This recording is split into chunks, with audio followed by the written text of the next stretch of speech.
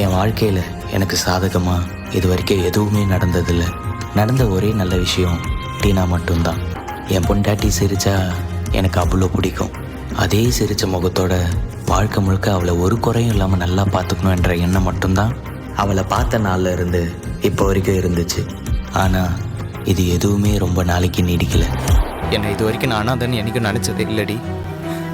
ஆனால் நீ என்னை ஒரு நிமிஷமும் அப்படி மாற்றிக்கிட்டே இருக்க. உன் மேலே வச்ச அன்பு மட்டும் உண்மை. அதனாலதான் விவாகரத்துன்னு வெளிப்படையா சொல்லி நின்னு பேசிட்டு இருக்க. வாழ்க்கையவே விளையாட்ட தானே எடுத்து பண்ண சொன்னீங்க.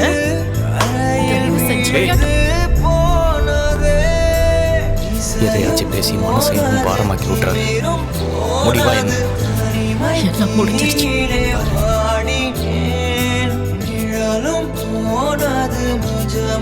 போனது